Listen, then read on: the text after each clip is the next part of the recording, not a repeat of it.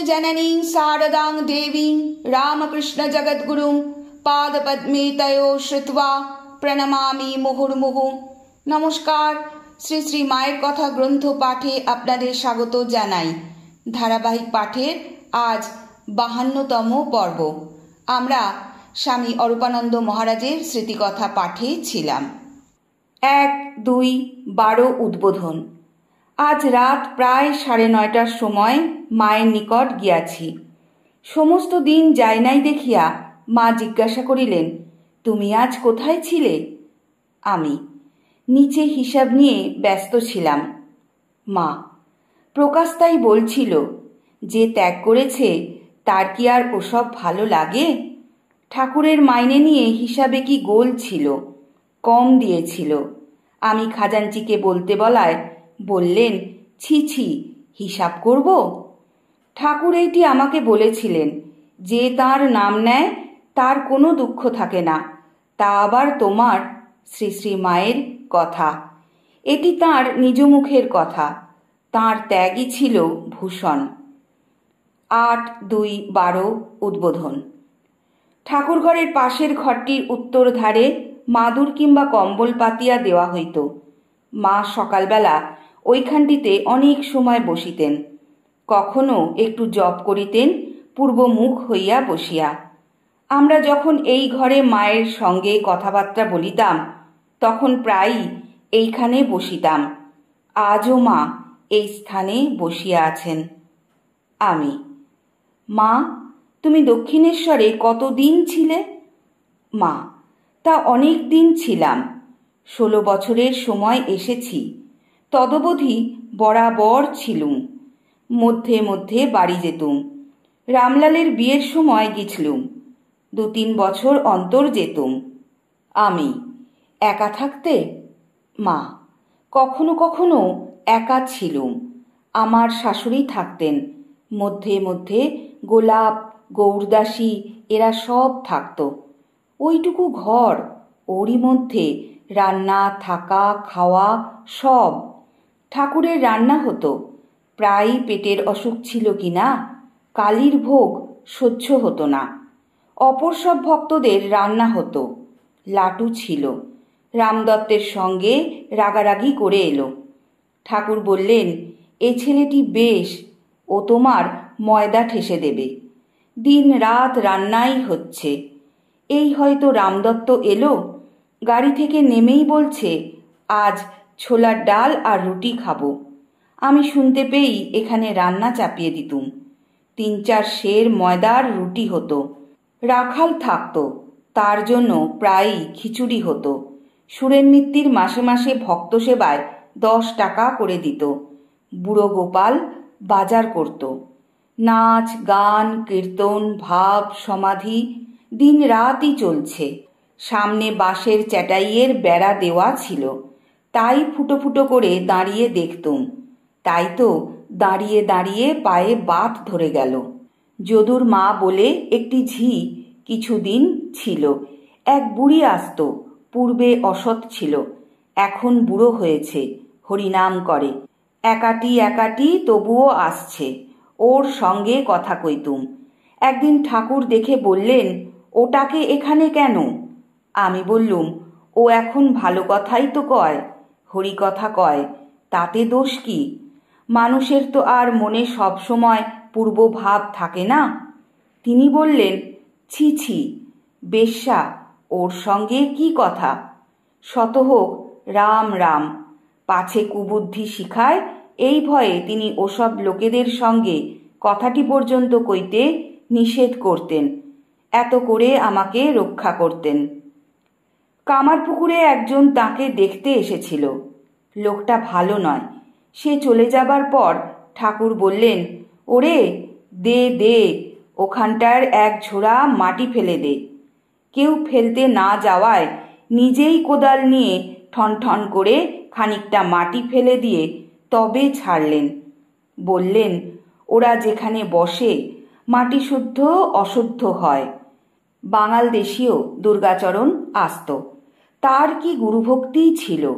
ঠাকুরের অসুখের সময় তার জন্য 3 দিন খুঁজে খুঁজে আমলকি এনে দিলে। 3 দিন আহার নিদ্রা নেই।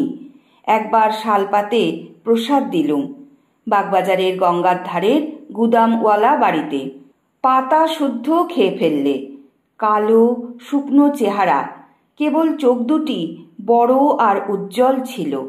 প্রেমের চক্ষু, সর্বক্ষণ প্রেমাশ্রুতে ভেজা থাকত। তখনকার কত সব কেমন ভক্ত ছিল। এখন যারা আসছে কেবল বলছে ঠাকুর দেখিয়ে দাও। সাধন নেই, ভজন নেই, জপ তপ নেই। কত জন্মে কত কি করেছে, কত গোহত্যা, ব্রহ্মহত্যা, ভ্রূণ হত্যা করেছে। সেসব ক্রমে ক্রমে কাটবে। তবে তো আকাশে চাঁদটি মেঘে ঢেকেছে। ক্রমে ক্রমে হাওয়ায় মেঘটি সরে যাবে। তবে তো চাঁদটি দেখতে পাবে। ফস করে কি যায়? এও তেমনি। ধীরে ধীরে কর্মক্ষয় হয়।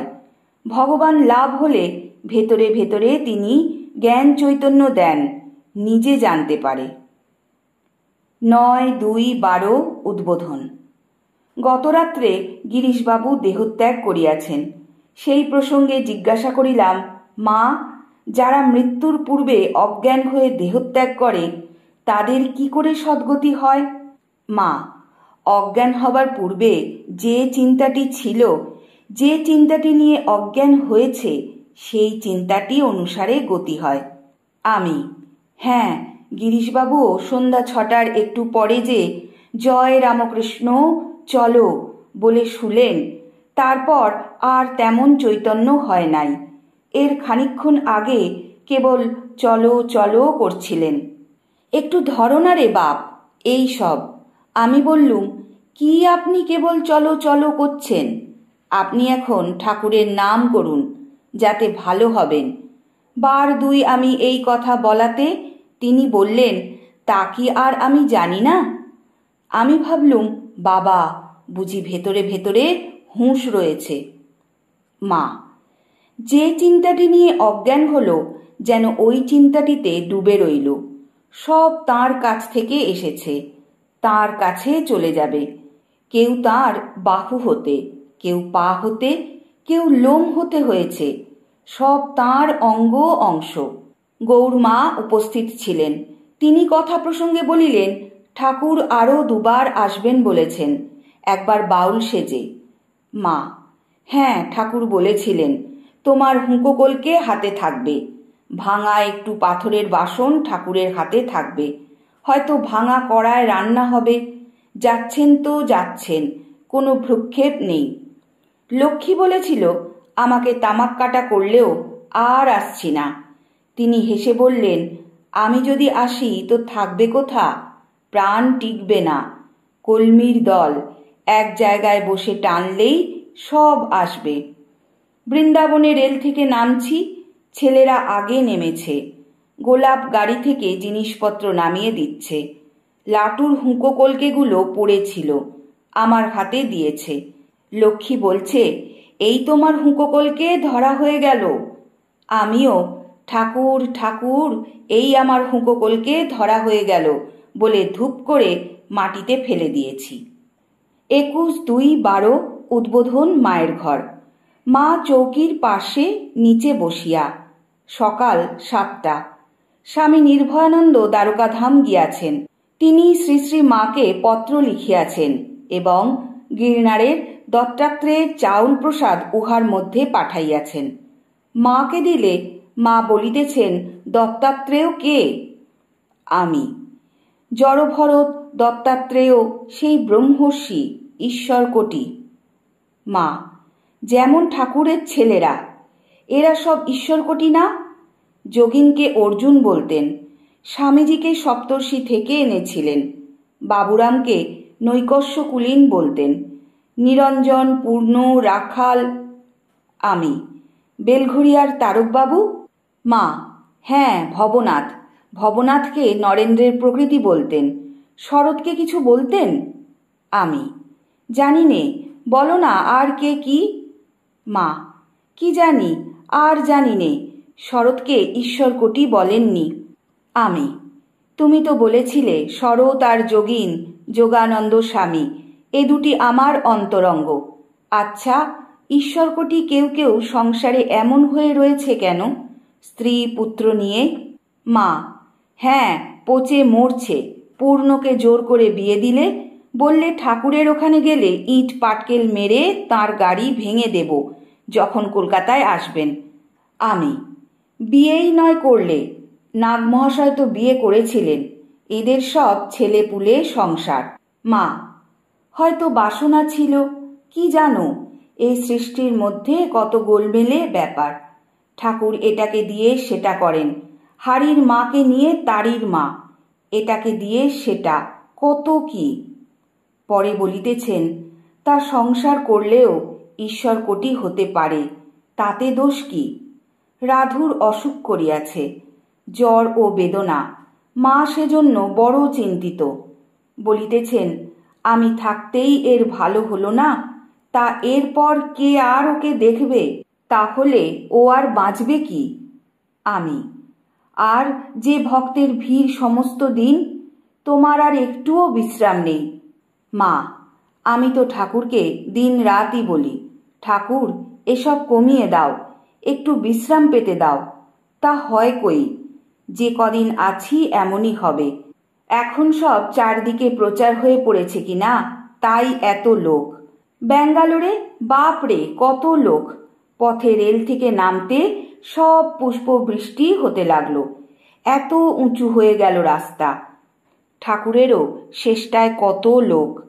আমি তো এত বলি, কুলগুরুর কাছে মন্ত্র নাও, তারা প্রত্যাশা করে। আমার তো কিছু প্রত্যাশা নেই, তা ছাড়ে না, কাঁদে, দেখে দয়া হয়। আর আমারও শেষ হয়ে এলো, এখন যে কদিন আছি এমনই হবেই। আমি: না না, তুমি এমন কথা কেন বলছো?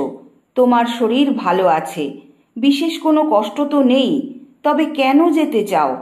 ও কথা বলো না।